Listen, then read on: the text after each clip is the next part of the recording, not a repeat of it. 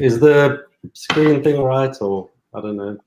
I don't know if it's all right. We've just gone live, and it's you asking me if the screen's all right. I mean, you're pixelated. You're in the first world, and you've clearly got worse internet than me. Well, actually, I'm in the first world too. I'm back in England. I've been away for a bit.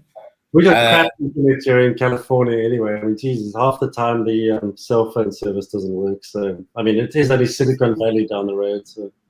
This is the least professional start I've ever had to my amateur podcast, but I'm pretty happy with that, and it's to be expected with you. So anybody listening, watching, thank you very much for joining, and welcome to Deep in the Bush.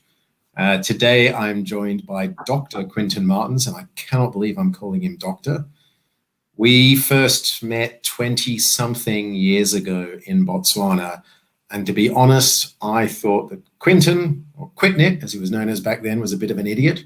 And now I'm convinced he is the smartest man in the world because he's found the most glorious niche in the scientific community where he studies big cats that live in and around wine-growing regions. And I can't imagine a life that would have suited me better, and somehow Quinton is living it. So great congratulations. Welcome to the show, and thank you very much for joining us. Yeah, cool. Thank you very much. And what is it now? You're the idiot now, or is it? Without a doubt I am, yeah, because you're living a life that I didn't even think was possible. But so to bring it back a step there, I mentioned studying big cats in vineyards. At one point, you decided that nobody knew enough about the leopards that lived near Cape Town and those areas around there. And you did something, I think, extraordinarily brave and very, very devoted to conservation. You sold everything, didn't you? Yeah, pretty much everything. I just kept my Leica binoculars. And that was, I'd sold everything else, and including my car, which was not exactly like a huge asset, but it was 4 wheels with an engine, and ended up hiking to my study site in the Cederberg, which was quite interesting for a while. And how were you studying leopards with nothing but a pair of binoculars, considering I don't know many people that have ever seen a Cape leopard? Well, we were studying, it was really a case of just getting out into that wilderness area to get a feel for what was going on. And at the time, I was looking at starting a trail camera survey, but just didn't have any funding. But started scouting out sites, so that was kind of the start of it. And then I had a local farmer who was kind of like intrigued by this English guy wandering through the predominantly Afrikaans landscape of the Cederbergs with his backpack on and in the heat of the day, and sort of invited me to come and talk to him about the project. And he ended up being the first funder, Johan van der Westhuizen, and he's actually now the chairman of the Cape Leopard Trust. So years later, he just stayed involved and got me going on the project. It was pretty cool. And for people that don't know much about leopards, they're an extraordinary animal, the third most widespread wild animal in the world, the most widely distributed of any of the cats. The leopards around the Cape are pretty special, and why is that? Well, geez, you just never see the damn things. That's one.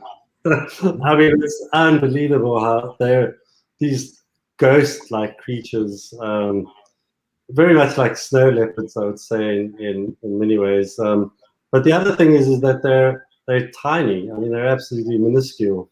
They don't look it. They kind of look proportionately. They look perfectly leopard-like, and it's just amazing to see. I mean, we had one adult male that was 26 kilograms, wow. 7 years old. The females were typically 20 to 21 kilograms.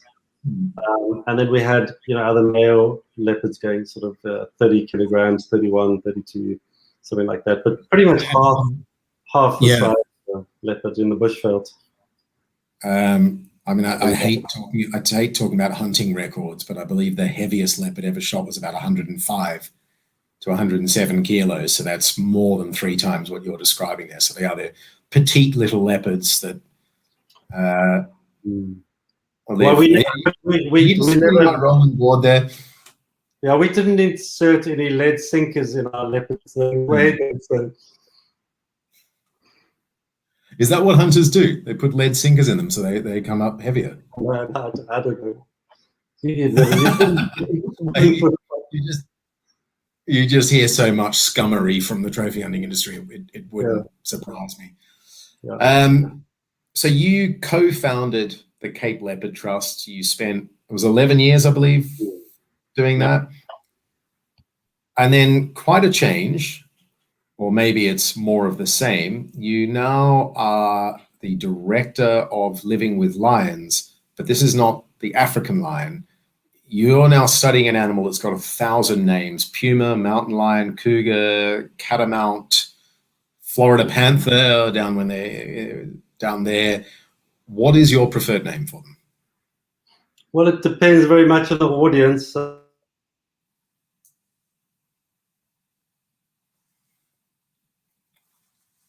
You really have shit internet. You should be ashamed. Come on, California, you can do better than this. Could somebody please wave an aerial in the direction of Sonoma?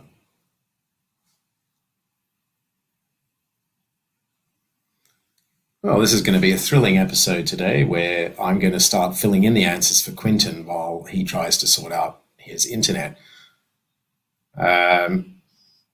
When we met, you had long hair, and I remember somebody once saying under every ponytail there's a horse's ass. How do you feel about that? Okay, no reply. What else could I think to ask you that I can... Oh, we've lost you. We might pause this stream for a bit until we can get Quinton back.